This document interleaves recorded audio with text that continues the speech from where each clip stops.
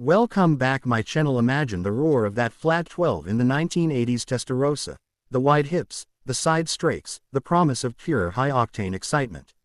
Now fast forward to 2026.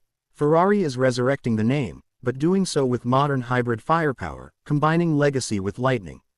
The new Testarossa is no retro reissue. It's a plug-in hybrid supercar that replaces the SF90 Stradale and asserts Ferrari's future path between combustion and electrification. From the moment it was revealed in Milan, enthusiasts knew this was more than just a nostalgic move. Beneath its sharply contoured bodywork lies a thoroughly re-engineered powertrain. At its heart is a twin-turbocharged 4.0-liter V8 that by itself produces around 819 horsepower.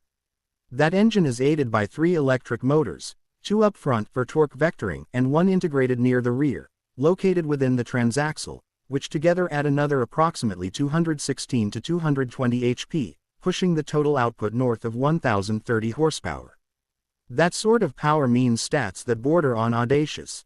0 to 100 km per hour, 0-62 miles per hour, in under 2.3 seconds, 0 to 200 km per hour in 6.3 seconds or so, and a top speed well over 330 km per hour, 205 miles per hour.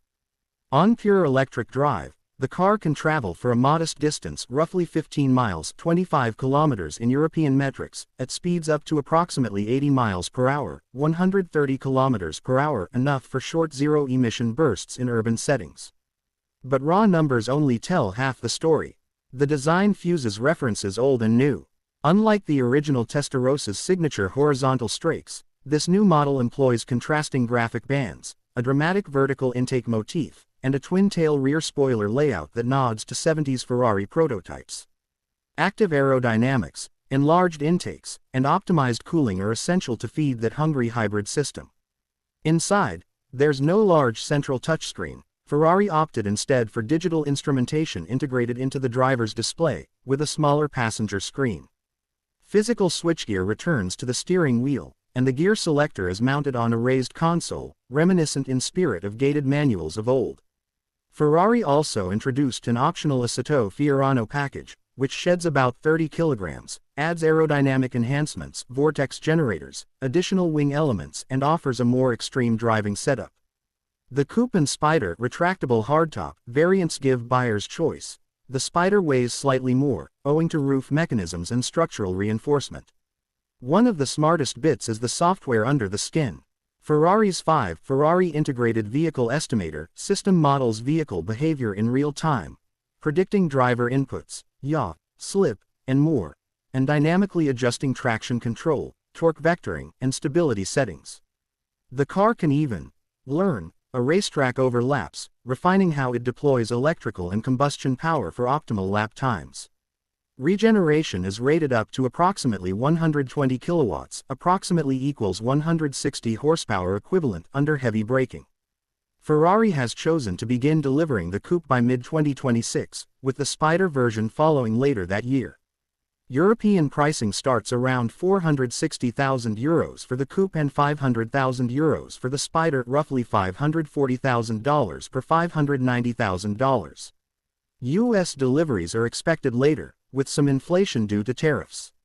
Yet this revival is not just about performance or nostalgia. It signals Ferrari's hybrid transition phase before full electrification. The 849 Testarossa complements, and possibly delays, the marque's full EV rollout. Even though Ferrari is planning its first full EV in 2026, it remains committed to maintaining petrol and hybrid models in its lineup for the near future. Some purists might balk at a hybrid Testarossa, but Ferrari seems to have earned license to do so. The name isn't applied frivolously. Testarossa historically refers to the red cylinder head covers Testarossa of vintage engines, and restoring it now bridges past and future. And while it carries expectations, the 849 Testarossa delivers not by copying the original, but by daring to evolve it. Power, design, software, aerodynamics, and driver engagement all reimagined for a new era. If you imagine this as a video, the intro would open with archival footage of the 80s Testarossa gliding through coastal roads, then cut to this new model roaring into view under neon lighting. A voiceover would contrast the nostalgia with the shock of over 1,000 hybrid horsepower. Then visuals of inlets, turbine fins, active spoilers, and the cockpit would emphasize how Ferrari has melded heritage cues with bold futuristic gestures. End with looping shots of it slicing a hillside road, tires smoking through hybrid torque, and the Ferrari badge glowing, a legend reborn for the electrified age.